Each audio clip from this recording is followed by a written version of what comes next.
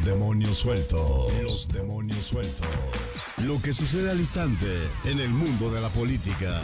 A partir de ahora, los demonios sueltos. En la voz de Leo González y Samuel Ponce. Los demonios sueltos.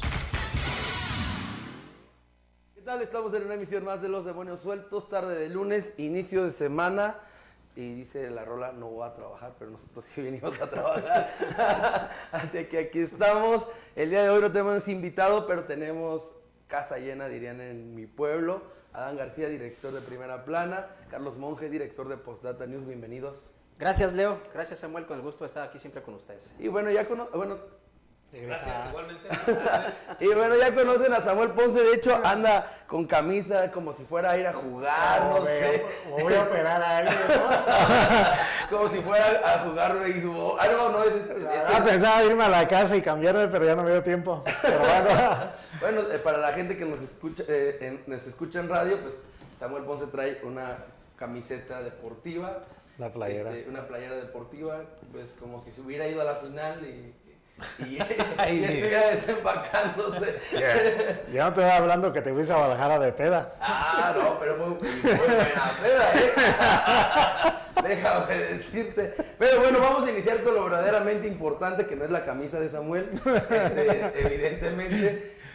Hay elecciones la próxima semana, el domingo, se proyecta, pues prácticamente es un round entre la Alianza Va por México y Morena y sus partidos aliados. La proyección, según las encuestas últimas serias que se han publicado, es que mínimo se lleva 4 gubernaturas de 6 que están en disputa en la alianza de Morena, PT y Partido Verde. Hay lugares en donde la Alianza Va por México no tiene nada que hacer, específicamente Oaxaca y Quintana Roo. Pero ¿cuál es su visión de lo que va a suceder el próximo domingo? Queda de ver la oposición. Estamos prácticamente a 2 años y medio de la sucesión presidencial. Ya muchos aspirantes a la presidencia de la República andan placeándose, específicamente del partido de Morena. ¿Cómo lo ven? ¿Cómo ven la proyección de lo que va a suceder el próximo domingo? ¿Y cómo ven lo que están haciendo los ya que quieren alzar la mano para la presidencia de la República? Abro contigo, Carlos. Fíjate que los números son rudos, pero cada vez confío menos yo en los números. Creo que hay que esperar el domingo. Ejemplo, está en juego Hidalgo, sí, claro. Y en este momento las encuestas parecería que dan ganadora a Morena en Hidalgo. Pero hace 3 años, cuando la del 2018, parecería que Morena iba a ganar el Congreso casa llena en Hidalgo, que iban a ganar todas las alcaldías. Y sorpresa, que les dio un baile ahí la oposición a Morena. Entonces, yo la verdad es que hoy me parece que las encuestas han perdido bastante credibilidad. No sé si hay alguna que no de repente comprometa sus resultados con el que le invierte más billetes allá a sus encuestas. Yo creo que hay que esperar. Me gustaría que cuando menos la oposición gane 2. Creo que está amarrada la de Aguascalientes y de ahí podríamos ponerle peros a las demás, ¿no? Entonces, interesante lo que se viene el domingo y finalmente les comparto, me gustaría que ganara cuando menos 2 la oposición y ojalá fueran 3. ¿Por qué?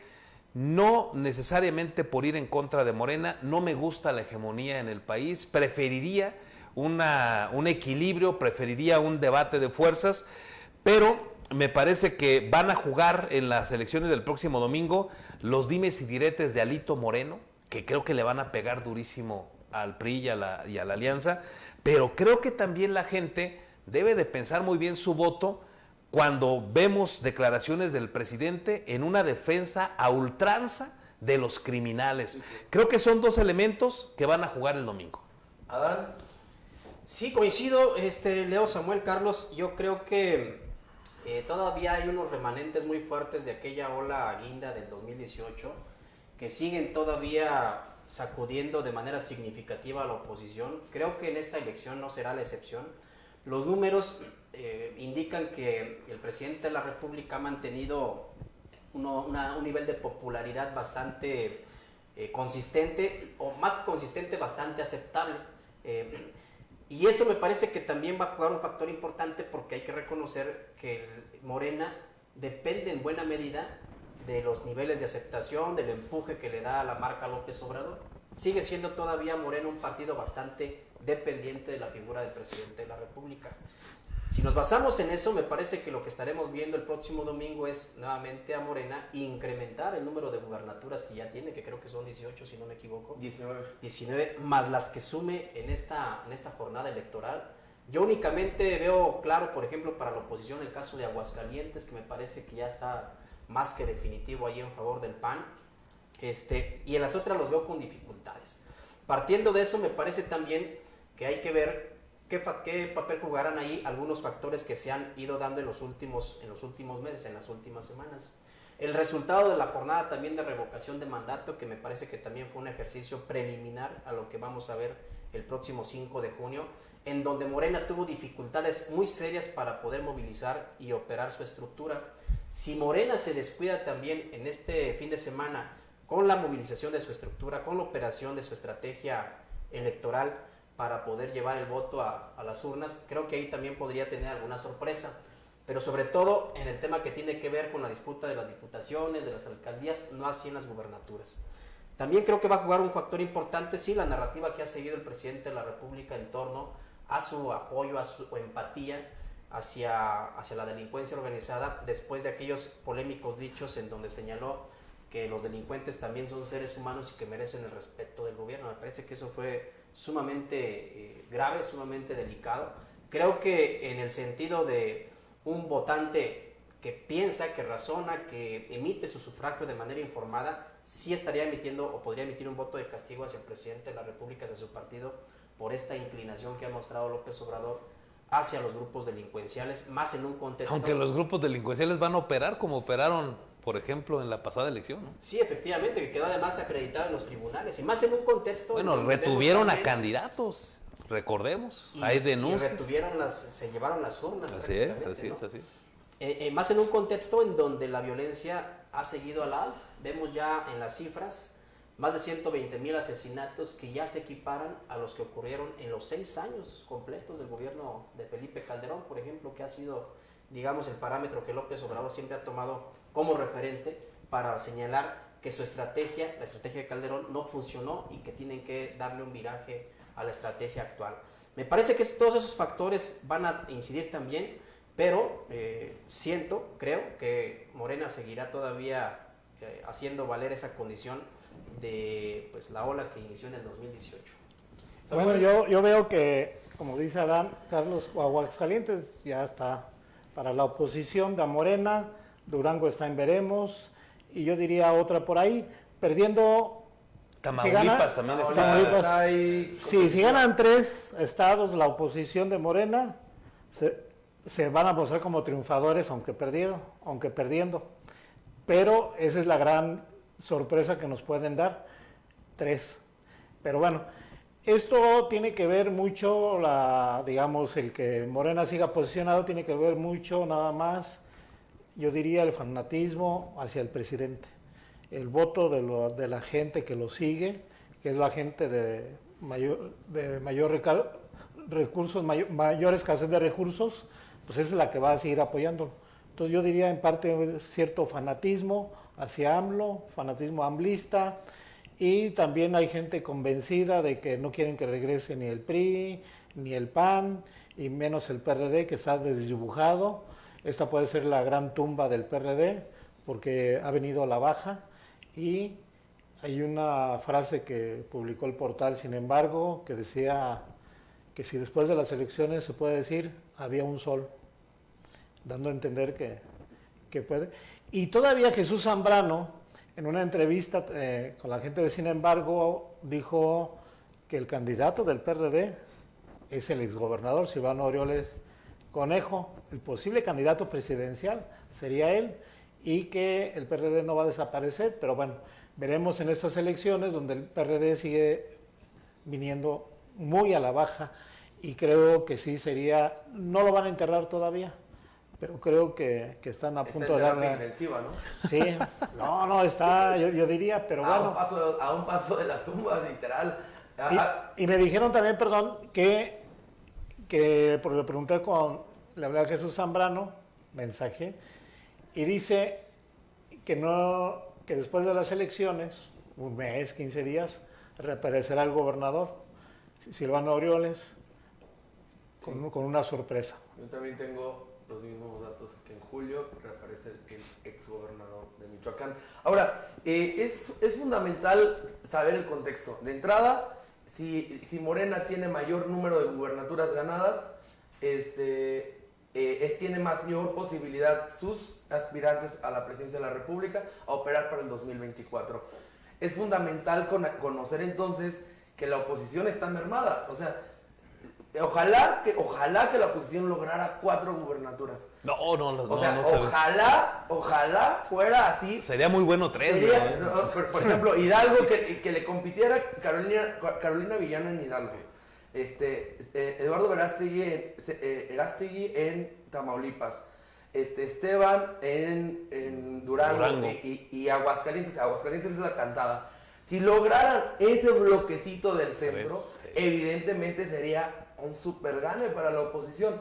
Hoy, desafortunadamente, parece que nada más son 2, Durango y Aguascalientes. Vamos a un corte Vamos a un corte. Tu optimismo lo dejas después. Regresamos a los demonios sueltos. No, manches, 4. ¿Eh? 4, no.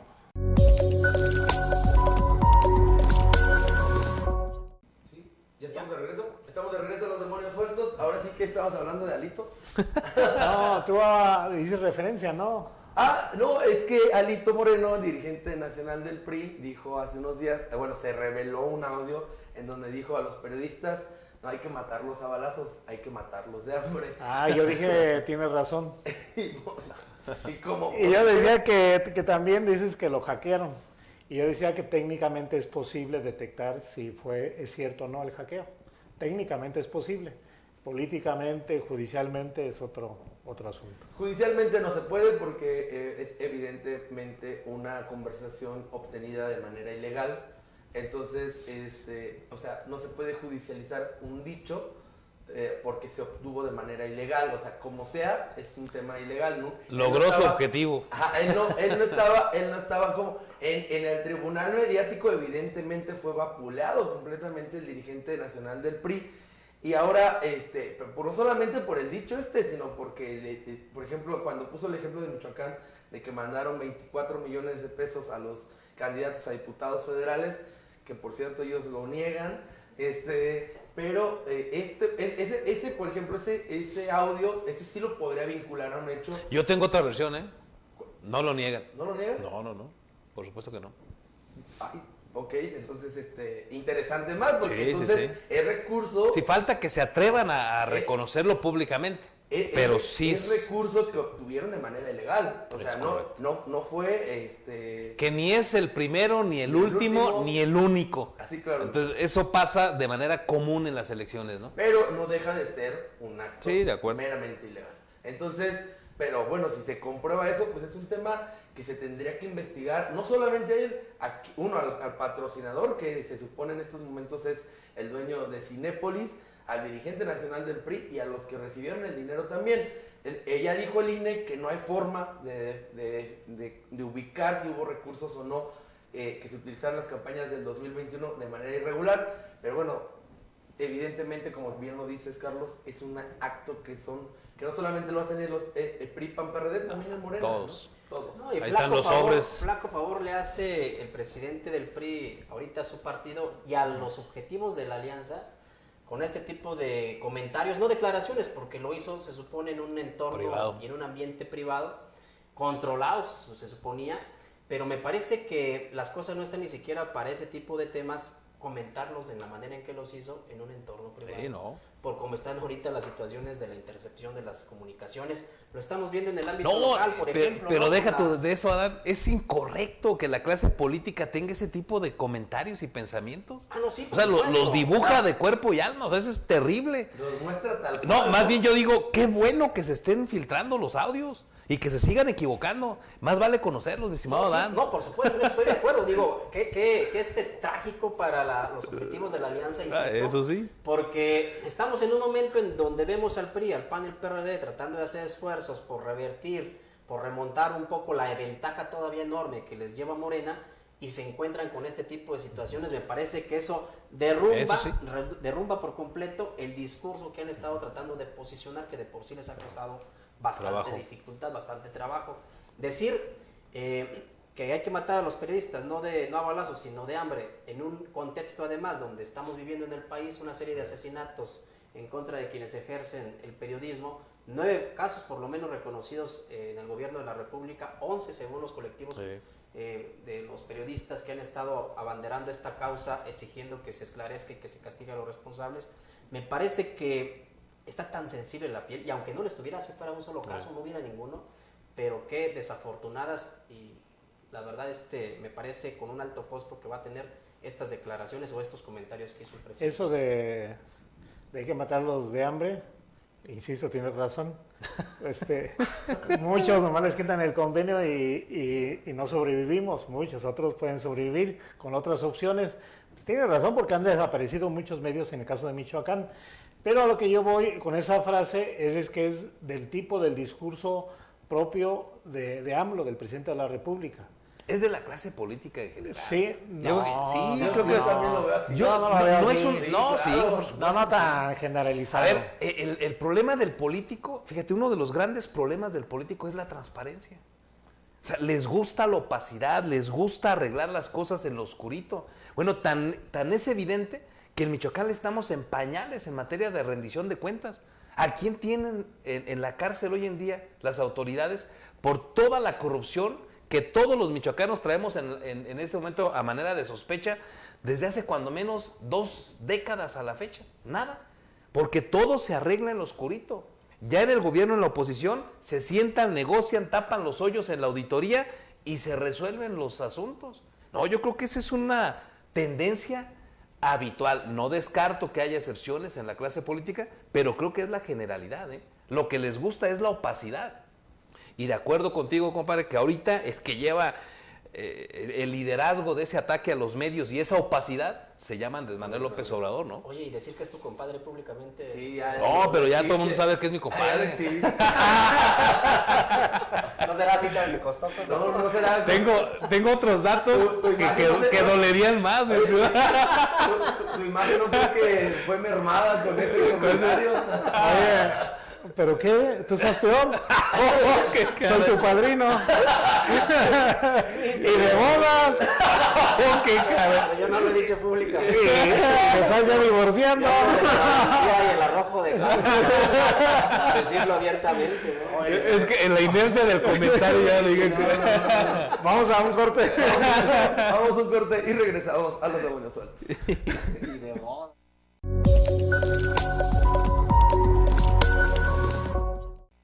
Los demonios sueltos. Y bueno, hace 2 días, específicamente el fin de semana, en la gira de Andrés Manuel López Obrador en Sinaloa y específicamente en Badiraguato, un grupo de periodistas que iban acompañando esta gira presidencial fueron interceptados prácticamente en un retén de personas armadas. Hay imágenes, ahí lo estamos viendo, que parecen militares, pero en realidad son delincuentes. Aparentemente son integrantes del cártel de Sinaloa. Lo que exhibe, pues, lo que hay varias maneras de interpretar estas imágenes, porque estamos hablando de una gira presidencial donde hay un protocolo de seguridad, no solamente para el presidente, sino para quienes lo acompañan. Y bueno, hay que nomás acotar de que en ese camino fue, valga la redundancia, terrestre, el de los periodistas y de una comitiva. El presidente viajó en helicóptero, o sea, no pasó por ahí. ¿No te estás confundiendo? ¿Por qué? Porque el presidente nunca viaja Nunca por viaja en aire, helicóptero. no. Bueno, esa vez lo Él hizo. siempre va por carretera. Esta vez lo hizo. Oye, pues qué cómodo el presidente, ¿no? Oye, pues mejor me voy en helicóptero. Bueno, pero finalmente el día de hoy, el presidente Andrés Manuel López Obrador indicó y señaló que a pesar de estas, y llamó escandalosas imágenes que hicieron ver los periodistas, porque dijo, hicieron un escándalo de algo que parece natural para él. Evidentemente ni es natural y sí debería ser un escándalo porque exhibe una debilidad de Estado en el país. El día de hoy dijo y reafirmó, se lanzó otra vez contra Felipe Calderón y dijo, yo no soy Felipe Calderón, yo no he pactado con criminales. ¿Cuál es su lectura de lo que sucedió en Badiraguato, que es finalmente la tierra donde nació el Chapo Guzmán? Yo veo esas escenas que estábamos ahorita aquí proyectando y la verdad las podemos situar en Guerrero, las podemos situar en Michoacán y es exactamente lo mismo. Me parece que esas escenas incluso podemos encontrarlas todavía en algunos puntos de aquí del territorio michoacano, como en Tierra Caliente, por ejemplo. En Aguililla. En Aguililla. Yo recuerdo La reconocieron hace como 15 días en Ario de Rosales todavía. Sí, efectivamente. Yo recuerdo que incluso en campañas en diferentes momentos, desde ya hace algunos años, 2011 incluso, ya se veía la presencia de personas armadas en los caminos. Con mayor intensidad en las elecciones del 2015, que los candidatos andaban recorriendo los municipios y los reporteros andábamos trepados en las campañas, veíamos también cómo los propios candidatos se encontraban con los retenes de civiles armados y que efectivamente, como sucedió en esta ocasión, en esta gira del presidente en Sinaloa, también interrogaban a los reporteros para ver si no tenían algún tipo de vínculo incluso con alguna otra célula delincuencial o si llevaban las cámaras encendidas en una actitud además intimidatoria.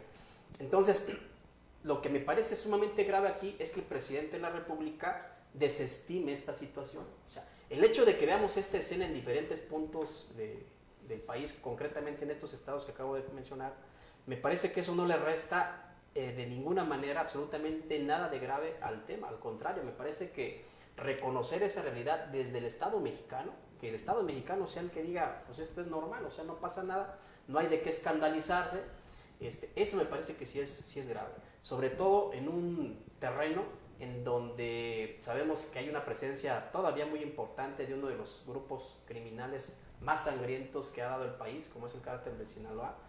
En el contexto además donde el presidente ha insistido que tenemos que ser también empáticos con los delincuentes porque son seres humanos y merecen el respeto, bajo ese conjunto de cosas me parece que sí es delicado, porque entonces lo que estamos viendo es una presencia de grupos delincuenciales que no sienten ningún tipo de intimidación, de presión por parte de quien debería de preservar la seguridad, la tranquilidad, el libre tránsito en los caminos, como es el gobierno en su conjunto. Bueno, también hay que decir que tuvo horas antes, por decir, que quiso cambiar el nombre del Triángulo Dorado. Es una región del narco, dominada claramente por el narco. Entonces, es una cuestión ahí que va en cuestión de seguridad, en cuestión del crimen organizado, creo que resbala de manera constante y permanente ya, últimamente, porque las cifras de los homicidios dolosos trata de acomodarlas y luego cuando no puede dar argumentos recurre al pasado, que Felipe Calderón dejó todo esto, que Peña Nieto también le dio seguimiento al desastre que dejaron en materia de seguridad, y eso también pues abona a una cuestión de percepción. Yo creo que en esta ocasión de las elecciones locales próximas a niveles en el país, creo que no va a ser mucha la cuestión de la... insisto, siguen a AMLO, pero no es porque no entienden la situación que está viviendo realmente el país. No quieren el regreso del PRI, no quieren el regreso del PAN y del PRD ni se diga porque no aparece. Entonces en esa cuestión siguen votando, yo lo voy a decir de esta manera, por el menos peor.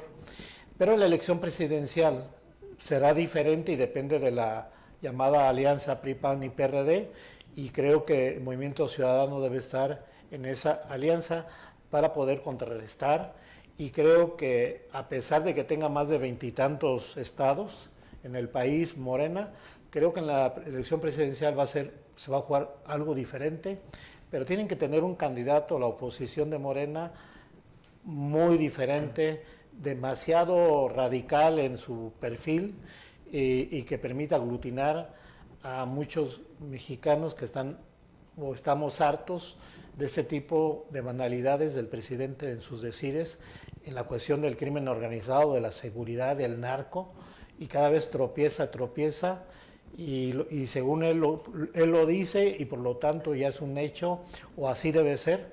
Pero bueno, Carlos. A mí lo que me preocupa es que esto que vimos el viernes otra vez es un síntoma más. O sea, el presidente defiende a ultranza a los criminales. Dice y le enfatiza al ejército que hay que respetarles los derechos humanos. No hay una estrategia que vaya a contener al crimen organizado. Los decomisos de drogas, estupefacientes, etcétera, han caído de una manera brutal a lo que veníamos conociendo en el pasado. Cuando vamos viendo todo este cúmulo de acciones, la verdad es que me obliga a preguntarme, ¿es ineptitud? ¿Es una indiferencia solamente? ¿No hay, en todo caso, ya una complicidad del Estado con el crimen organizado? Lo que pasó el viernes es gravísimo y el presidente hoy enojado, bueno, desde el mismo viernes y todo el sábado que lo estuvieron preguntando sobre los temas, estaba brutalmente enojado porque se le cuestionaba sobre este acontecimiento a todas luces violentando la ley.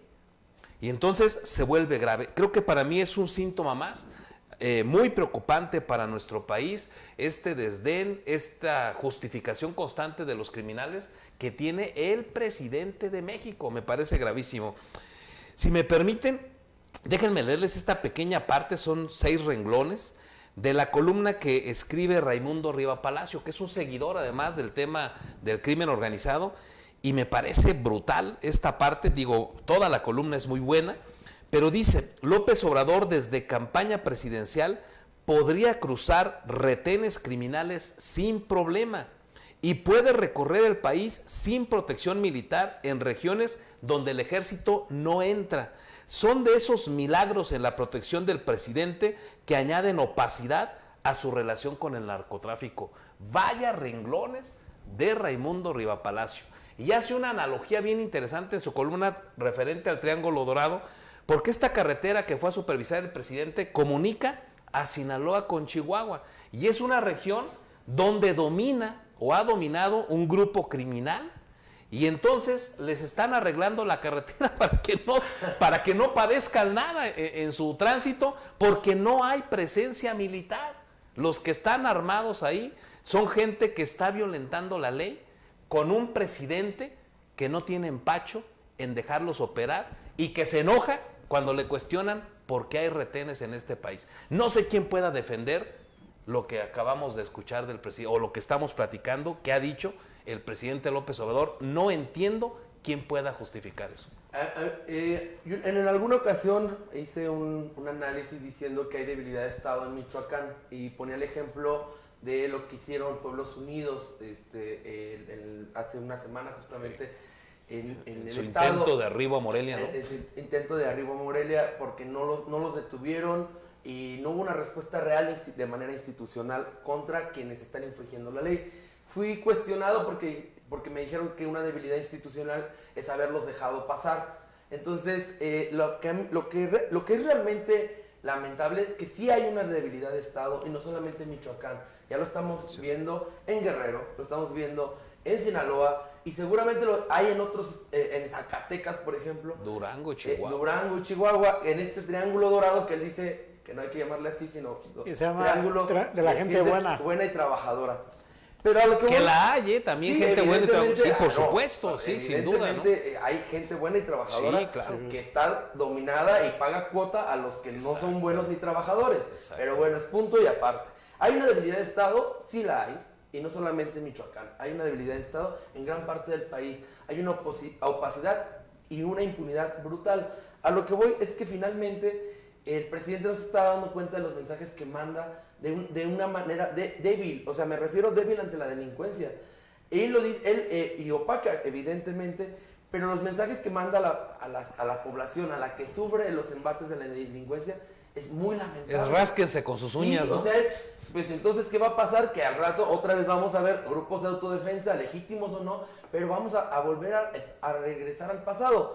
Insisto, si hay una debilidad de Estado. Es muy lamentable cómo está usando las instituciones, al ejército, a la marina, cómo las está dejando nada más como simples observadores de la violencia, y no está actuando. Y lo que vimos el fin de semana con los periodistas nacionales es lo que hemos vivido nosotros desde hace varios años en Michoacán. O sea, ellos sí se asustaron, lo notamos porque hubo crónicas incluso de lo que vivieron, pero cuando nosotros bajábamos en tiempos de las autodefensas era lo más común ver este tipo de cosas. O sea, si no te topabas con 4 o 5 retenes es no haber bajado a tierra caliente. Desafortunadamente, para mucha gente esto es nuevo. No es nuevo, lo hemos vivido. Hay una debilidad institucional, no es reciente, pero ahora es mucho más notoria porque se está expandiendo en todo el país. Hemos visto al presidente de la República, por ejemplo, con esta expresión que decía que al carajo, que les lo estaban criticando por los cubanos, la importación de los médicos cubanos, cuando se genera esta reacción por parte de los médicos que dicen estar desde hace varios años en una lista de espera y de que no hay plazas en el país, de que no hay plazas para ellos, y que entonces, ¿por qué en ese momento que el presidente de la República anuncia la contratación de estos médicos cubanos, no se volteó primero a ver a los médicos de casa? Y después genera eso pues en la reacción del gobierno de la República para poder aperturar más de 13,000 plazas y decir, ahí están. Yo creo que lo interesante sería ver dónde están esas plazas. Por ejemplo, Michoacán es el tercer estado más beneficiado con la asignación de esas plazas, pero quiero pensar que esas más de 700 plazas que están disponibles para Michoacán seguramente están en esas zonas como las que vimos ahorita en las imágenes de riesgo. Sinaloa. Hay ese tipo de Fíjate problemáticas que no, Adán, y de dificultades. no están ahí. La gran mayoría de plazas están en los hospitales de segundo y tercer nivel. La gran mayoría de las plazas que se ofertaron son para especialistas. Por ejemplo, la Ciudad de México tiene más de 1,100 vacantes, si no me recuerdo, 1,400 vacantes. No tengo ahorita el número exacto, pero son más de 1,000. Y dime tú en la Ciudad de México, ¿qué zonas complicadas pueda tener donde no quiera estar un médico? No, creo que esas que refieres son las menos, las que se están ofertando. La gran mayoría son para hospitales de segundo y tercer nivel. Sí, Adán. Y al punto que el defensor, ya vimos, ¿no? Y al punto que voy es de que me parece que es tan válida, digamos, la argumentación que dan los médicos que se sintieron segregados, que se sintieron excluidos, pero que no ameritaba una respuesta en el tono en que lo hizo el presidente de la República. A mí me gustaría ver a López Obrador sí mandando al carajo a estos retenes de civiles armados, eso no lo vas a ver, diciendo ¿no? al carajo con los grupos criminales, mediante una estrategia distinta, si quieres, a la de Felipe Calderón, pero mandando al carajo a estos civiles armados que generan secuestros, que generan extorsiones, que generan asesinatos, que esos asesinatos muchas veces incluso se cometen con una hazaña atroz, en donde mutilan los cuerpos, los decapitan, Venta y de para drogas. generar todavía un ambiente de mayor terror, por si no fuera suficiente ya eso. Además, muchas veces exhiben esas cabezas, exhiben esos cuerpos mutilados en zonas públicas donde saben que hay presencia de grupos delincuenciales antagónicos con la finalidad de marcar su territorio. Me gustaría sí que se mandara al carajo por parte del Estado mexicano a esos grupos criminales, como se hace, por ejemplo, con los médicos, como se hace con otros sectores. Con los niños con que se han cáncer, visto con los afectados familiares de con los las decisiones- desaparecidos. Con las decisiones gubernamentales. A mí me gustaría que vinieran cubanos a Michoacán, pero maestros. ¿Otra vez? No, esos fueron alfabetizadores. No, que vengan maestros a sustituir a la educación básica, a los de primaria y de preescolar. Pero ya vinieron y fueron un fracaso. No vinieron a eso, vinieron a alfabetizar. por Sí. Darían 70,000. No, sí, Samuel, sí. No, vinieron a eso, pero no lograron la alfabetización completa. Pero yo estoy hablando de la educación básica. Y yo creo que ahí sí yo estaría muy de acuerdo sustituir a los de la CENTE por los cubanos. ¿Así? ¿70,000? ¿60,000? 70,000 son. Yo creo que aquí hay más. Habría que contarlos. Vamos a un corte y regresamos a los demonios sueltos.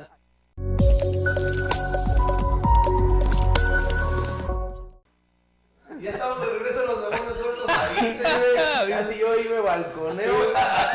Yo solito. Afortunadamente me di cuenta a tiempo, iba a decir algo no propio de la audiencia.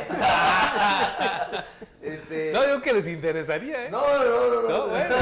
Bueno, el chiste es que, por ejemplo, conozco una persona que es médico. Tu ex. No era necesario, Samuel. Que es médico, que es anestesióloga recién egresada de la especialidad. Y me estuvo contando, justamente el fin de semana me dijo que ella gana, recién egresada, está ganando más o menos 50,000 pesos mensuales aproximadamente. Y que le ofrecieron una plaza en el gobierno federal de estas que están ofreciendo. Y dice, ahí me están ofreciendo 18,000. Evidentemente no me voy a ir, no voy a tomar una plaza, una que me va a quitar tiempo y que no me va a dejar trabajar de manera privada. Entonces, evidentemente siento que esta convocatoria que está haciendo el presidente no la van a cubrir los médicos mexicanos. Una, porque no les conviene, y dos, porque los salarios sí están muy bajos. Bueno, si a los que están ahorita estudiando medicina, que están realizando sus prácticas profesionales, les están dando por ahí de los 3,000 pesos, cuando a los que están en esta dinámica de jóvenes del futuro les están 5,200, ¿no? Entonces, 5,200. Es una aberración, porque evidentemente hay un desinterés de la federación con el grupo de médicos, ¿no? Recuerdo que ellos están pidiendo que los integren a Jóvenes Construyendo el Futuro, los médicos, porque sí. ¿Les va mejor? Les va mejor, y porque evidentemente los 3,000 pesos más, o sea, se me hace una aberración, pero bueno, es el presidente. Adán, te ibas a quedar, te quedaste. No, es que íbamos al corte, y era en alusión a lo que estaba comentando Samuel de importar maestros cubanos. Yo lo que iba a decir es de que seguramente, a diferencia de lo que pasa con los médicos, una parte importante de la sociedad seguramente vería con buenos ojos que se buscara una estrategia mediante la cual se supliera a estos maestros que vemos en las calles de manera cotidiana, de manera frecuente, afectando a miles y a miles de ciudadanos con sus marchas, sus bloqueos, sus plantones, sus tomas, los normalistas realizando además delitos en flagrancia, como lo es la retención de los vehículos, la quema de las propias unidades, el robo de sus mercancías, y los más afectados son los niños. A los médicos no los vemos en esa misma circunstancia, en esa misma dinámica. Sus protestas en esta ocasión han sido de otra manera, de otra dinámica, sin afectar, veo yo, pues, a pacientes que tienen bajo su cuidado, los hospitales, las clínicas, los consultorios.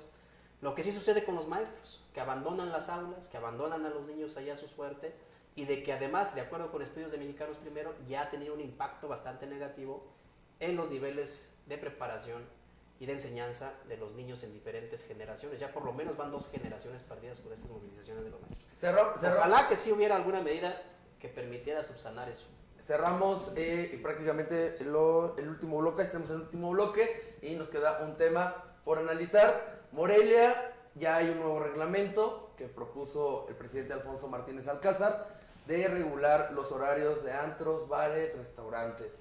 ¿Qué opinan? Él dice que esto va a disminuir los incidentes de tránsito, va a disminuir algunos hechos de violencia. No sé ustedes qué opinen. ¿Va a ser benéfico o no benéfico? ¿Cuál es la proyección?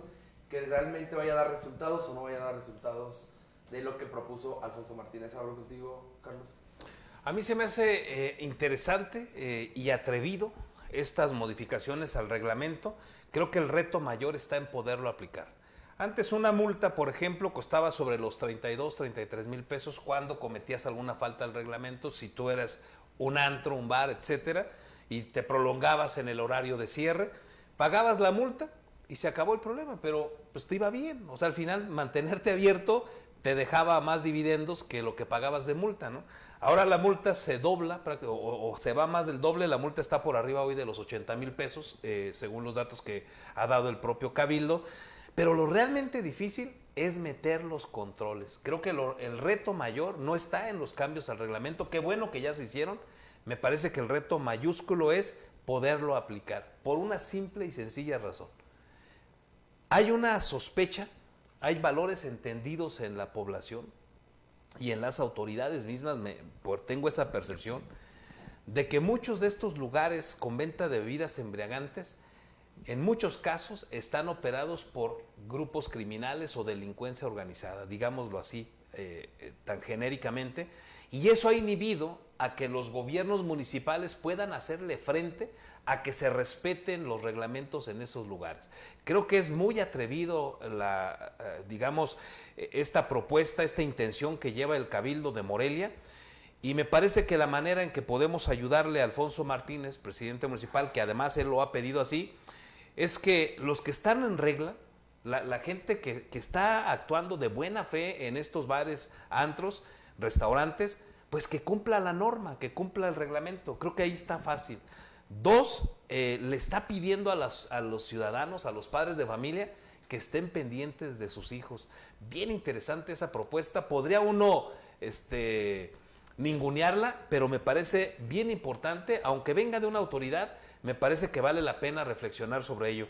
Y ojalá que Alfonso Martínez y su cabildo tengan en la policía de Morelia el respaldo suficiente, pero no solo eso, en la policía estatal e incluso en las instituciones federales como la Guardia Nacional o el propio Ejército, para poder hacer entrar en razón, o mejor dicho, a que cumplan la ley todos esos lugares que hoy van a estar bajo supervisión y que podrían clausurarlos en una primera visita si encuentran demasiadas irregularidades. Ojalá tenga éxito el Ayuntamiento de Morelia en esta, me parece a mí, atrevida iniciativa en Morelia, y repito, ojalá de buenos resultados. Le voy a hacer una pregunta a Samuel Ponce. Imagínate, Samuel, de esos bares a los que sueles ir, que te corran a las 3 de la mañana. En los burdeles ya no voy. ¿No vas? El último fue hace 2 días. Cuando nos quedaste mal, no fuiste a... Es que yo nunca voy. Por eso nos quedaste mal. No, cuando ibas a ir y Adán se quedaron dormidos. A la Ciudad de México y no llegaron. Oye, pero imagínate que te corran a las 3 de la mañana. No, ¿Está bien? yo estoy bien ahí con los meseros, estoy bien, no hay bronca de eso, no tengo problema. No, pero fíjate que voy a comentar sobre el asunto. Es interesante, pero yo siempre he dicho que no hay la suficiente capacidad. Esperemos que cuando se haya hecho esta acción, bueno, este programa o este tipo de medida, se tengan los elementos necesarios para hacerla cumplir, porque personal no alcanza, de reglamentos no alcanza. Dice Carlos, la policía municipal, la estatal y la federal en una coordinación, sí, y habrá que ver qué tipo porque está focalizado en Morelia. Sabemos cuáles son los antros, los burdeles, los botaneros, las cantinas, todo está bien delimitado, y yo creo que la gente del ayuntamiento tiene bien detallado ese mapeo de estos lugares, y entonces deben ir a donde el detonante es mayor, el detonante de presuntas o irregularidades. En esos lugares debe de ir, pero yo lo considero muy complicado. Imposible, no, pero demasiado complicado si no se hace lo que dice Carlos, que quiero entender como una coordinación, y que vayan en el mismo sentido, ¿no? Adán, ¿cómo ves? Coincido, creo que lo que hemos visto, por ejemplo, en las últimas semanas, en las noches, estos operativos llamados alcoholímetros, donde participa la Guardia Nacional, donde participa la Policía Morena. El alcoholímetro no participa la Guardia Nacional, me consta. Bueno, yo lo digo ya porque pasé por ahí. Me ha tocado pasar por algunos filtros y sí he visto vehículos de la Guardia Nacional, por eso... Yo creo que fue después de un incidente. No, fíjate, te voy a decir que tienes razón. Es que hay operativos, la Guardia se mantiene a la expectativa. Es decir, no está como operativo como ahí ejecutando, exacto. Y a lo que voy es de que me parece que es importante que esos operativos se mantengan. Pero si no va acompañada esa medida, efectivamente, con una que lleve también a regular, a ordenar el funcionamiento de los antros o de los bares, me parece que no va a servir de nada, o va a ser por lo menos insuficiente ese esfuerzo. Sí tiene que ir acompañada esta medida de los operativos para el alcoholímetro, que además sirven también de manera simultánea para detectar otro tipo de irregularidades o de conductas ilícitas, pero que sí vaya acompañada con esta modificación que se hizo al reglamento municipal. Coincido con Carlos, creo que el mayor desafío, el mayor reto va a ser poderlo llevar a la práctica, sí, porque el propio ayuntamiento, el propio alcalde Alfonso Martínez Alcázar ha reconocido que el personal que tiene el municipio es insuficiente para poder vigilar que efectivamente se cumpla con la norma. No, y los supervisores andan sin armas, sin nada, llegan a la buena de Dios. El número ahí. de inspectores es irrisorio con respecto al número de establecimientos que existen. No. Humanamente es imposible estar vigilando de manera permanente. Yo creo que ahí es importante también que la ciudadanía se convierta también en una especie de inspector para que contribuyamos con las autoridades. De oreja. De informantes o de Madrinas o de cómo. alcoholes. O sea, pero sí es No, ¿qué importante que no, No salgas de la provocación. que no seamos omisos, pues también. Sí, creo que, claro, creo que es eso. una gran parte de la responsabilidad también es del ciudadano. El otro día el alcalde fue ahí blanco de un montón de críticas cuando dijo, pues es que no estamos para cuidar borrachos. Sí, creo que fue imprudente la declaración, pero en el fondo también si la analizamos, o sea, efectivamente, si como padres de familia no cuidas cuando tus hijos van a los antros y permites que lleguen 6 de la mañana y además alcoholizados Y les prestas y el carro. conduciendo, Sí, no, pues obviamente que los pones en una situación de sumo riesgo. Así es. Creo que ese tipo de situaciones también hay que revisarlas, autoanalizarlas, para ver qué es lo que estamos también nosotros dejando de hacer, qué nos corresponde hacer. Luego de pronto queremos descargar todo en la autoridad y sí tienen una responsabilidad muy fuerte, pero me parece que no va a ser suficiente ningún esfuerzo de la autoridad, sino va acompañado también de la conciencia ciudadana. Me decía alguien dice, ese tipo de asuntos, porque le planteé lo mismo que expuse hace un momento, me dice, es que las cámaras son un gran elemento para detectar qué lugares cierran temprano, cumplen ciertas normas, cuando menos en cuestión de horario. Entonces va a estar atento.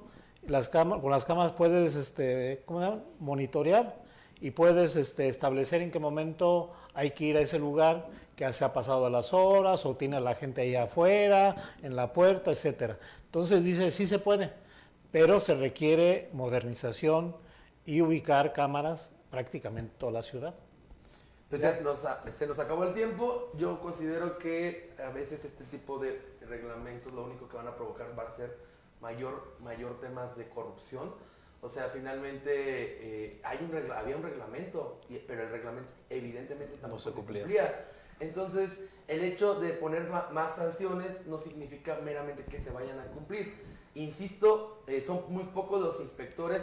Es más fácil, me lo decía un restaurantero, de gente dedicada a los antros, es más fácil darle algo al inspector y decirle, déjame una hora más, vienes en una hora y ya no va a haber gente, a pagar la multa. O sea, se presta también a temas de corrupción y desafortunadamente existe. ¿Tú no confías en el alcalde Alfonso Martínez? El tema es... ¿Sí o no? A ver, él tiene Nomás dime sí o no. Él tiene buenas intenciones. Ahora, hay que revisar la parte de abajo. O sea, hay que revisar quiénes van a hacer cumplir estas buenas intenciones. O sea, quiere decir que no le hacen caso. No, evidentemente hay que ver quiénes van a hacerlas cumplir o no. Sí, es momento también de depurar a los inspectores. Es momento de que también dé un manotazo ahí el alcalde. Insisto, no es un tema sencillo porque sí conlleva uno de muchos intereses, incluso intereses del crimen organizado. Sí. O sea, no es cualquier cosa lo que está proponiendo Alfonso Martínez y deberíamos de darle un poquito más de... Es que ya se acabó el tiempo. Agradecerte, Dan, que nos hayas acompañado el día de hoy. Carlos, Pendiente, que nos hayas acompañado el día de hoy. Esto fue Los de Buenos Sueltos. Nos escuchamos el día de mañana, 2:30 de la tarde. Que tengan un excelente día.